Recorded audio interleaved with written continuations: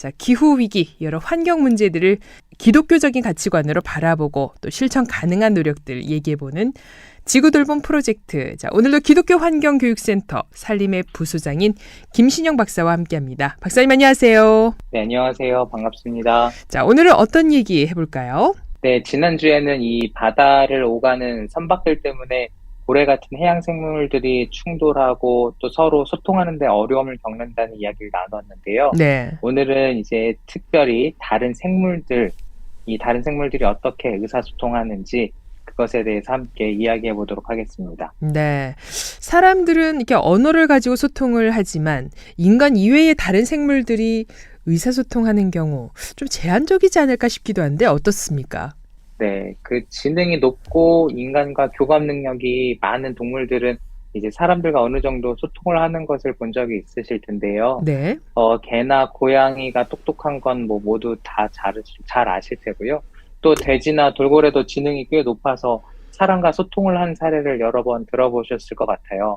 또 대부분의 동물들이 위험을 감지하면 위험을 알리는 울음소리를 내기도 하고요. 또 짝짓기 시즌이 되면 이 새들 같은 경우에 교미 울음을 내고 또 수컷들은 시각적으로 보이기 위해서 춤을 추는 등 이 시각적인 방법 또 청각적인 방법을 여러 가지를 이용해서 정보를 이렇게 발산하기도 합니다. 그래서 이제 생물종이 다양한 숲에 들어가면 우리가 들을 수 있는 소리들이 정말 다양해지는데 이제 이러한 소통이 사실 우리가 생각한 것보다 굉장히 복잡하게 이루어집니다. 어떤 의미에서 복잡하다는 건지도 좀 말씀해 주시죠. 네, 이제 현대인들은 좀 이제 우리가 인간중심적으로 생각하고 있기 때문에 그러다 보니까 우리처럼 어떤 문법 체계 그리고 소리로 이루어진 언어 체계만 이것만 의사소통 수단이다 이렇게 인정하기 쉽습니다. 그런데 인간뿐 아니라 세상에 있는 모든 생명체가 사실 아주 다양한 방식으로 정보를 교환하고 있는데요. 여기서 복잡하다라고 하는 것은 이제 생물들 간의 정보 교환이 일어날 때 다른 생물들도 그것을 듣고 반응하기 때문에 일어나는데요.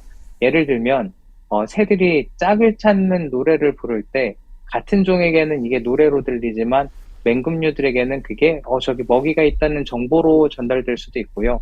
또 곤충들에게는 우리를 잡아먹는 새가 왔다 이런 위험을 알리는 정보가 될 수도 있습니다. 네. 이런 것들이 막 합쳐지다 보면 굉장히 복잡해지는 거죠. 그렇군요. 자, 동물들이 울음소리나 특정한 행동을 가지고 정보를 전달하는 것은 쉽게 이해가 되는데 그럼 식물들은 또 어떻게 정보를 주고받을 수 있나요? 네, 이 생물들이 정보를 주고받는 거를 이제 바이오 커뮤니케이션이라고 부르는데요.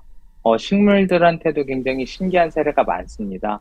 예를 들면 완두콩이나 옥수수 같은 식물들은 주변의 소리를 듣기 위해서 청각 정보를 활발하게 사용하거든요. 귀도 없지만 이게 물이 흐르는 소리를 이제 그 주파수를 감지해서 옥수수 같은 경우는 그쪽으로 뿌리를 뻗어나기도 합니다. 식물들이 주변의 소리를 듣고 정보를 또 수집하는 거죠. 이제 이스라엘 텔아비브대 교수 연구팀이 한 연구를 했는데요. 이제 토마토, 밀, 옥수수, 선인장이 특정 주파수의 소리를 이제 딱 낸다는 것을 이제 특수 장비를 갖고 녹음을 했는데요. 이 실험에서 보면 식물들이 물이 부족하거나 손상을 입을 때 이제 40에서 80Hz 정도의 이 고주파 소리를 낸다는 것을 밝혔습니다.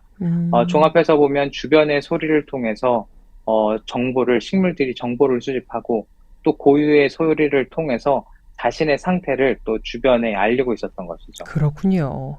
그러니까 이 동물뿐 아니라 식물들도 손상을 입게 되면 일종의 소리를 지른다 이렇게 볼 수 있을 것 같아요. 네, 우리가 동물윤리 이야기할 때 사람과의 교감 정도 혹은 고통을 느낄 수 있는 정도를 가지고 기준을 삼는 경우가 많습니다.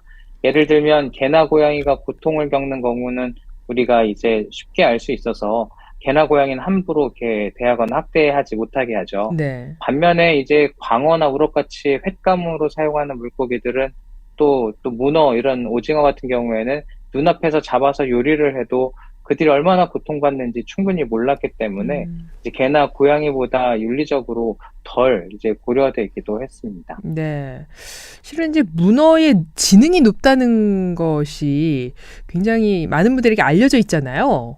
네, 저는 이제 아무 생각이 없을 것이다, 아무 좀 고통 같은 거 많이 안 느낄 것이다, 이렇게 생각했던 문어가 최근 연구 결과를 보니까 굉장히 섬세하고 지능이 높다는 게 밝혀졌습니다. 네. 예를 들면 대왕문어 같은 경우는 무척추 생물 중에 가장 지능이 높은데요. 미로를 통과하기도 하고 또 장난도 치고 코코넛 껍질을 도구처럼 사용하기도 합니다. 그래서 인간이랑 똑같이 비교하기는 그렇지만 서너 살 정도의 지능이 있다고도 하고 꿈도 꾼다는 그런 연구 결과도 있습니다. 네. 그런 사실이 밝혀지면서 문어를 좀 대할 때 예전처럼 대하지 못하겠더라고요. 네, 맞습니다. 이 동물 복지의 기준은 사실 동물이 고통을 느낄 수 있느냐, 없느냐 하는 거에 달려 있는데요. 인간적으로 이 다른 생물에게 고통을 가하는 것이 윤리적이지 않다는 생각 때문입니다. 이것도 좀 인간 중심적인 생각이긴 한데요. 아무튼 뭐 인간이 관찰을 해서 누가 고통을 느끼는지, 어떤 동물이 얼마나 고통을 더 느끼는지 덜 느끼는지 이런 걸 구분을 하고 그에 따라 동물 보호의 대상과 뭐 정도를 정하고 있는데요. 문어에 대해서는 영국이 작년에 동물복지 관련법 개정을 했습니다. 문어와 개를 이제 지각이 있는 존재다 이렇게 인정하면서 이제 이걸 인도적으로 산채로 조리하는 것을 금지했습니다. 네. 또 이와 비슷한 거로는 스위스에서 2018년에 동물보호법 개정을 했는데요. 거기 내용은 이제 바닷가재를 산채로 끓는 물에 집어넣는 걸 금지했고요. 대신 전기 충격을 가해 기절시키거나 이제 물리적으로 뇌를 파괴한 후에 조리를 해라 이렇게 규정하고 있습니다. 또 바닷가재를 이 차가운 물, 얼음물에 담가 이동하는 것도 이 동물들에게 고통을 주기 때문에 금지했습니다. 네. 자, 오늘 논의가 이 바이오 커뮤니케이션에서 이 동물복지법으로 넘어갔는데 어떤 관계가 있을까요? 네, 동물복지 그리고 동물윤리에서 중요하게 여기는 게 이제 고통을 느끼는지 얼마나 고통을 받는지 그 여부입니다. 근데 이 기준을 인간이 정하다 보니까 그동안 동물복지법에 포함되지 않았던 그 동물들이 굉장히 많았습니다. 소수의 동물만이 윤리적으로 고려되었던 거죠.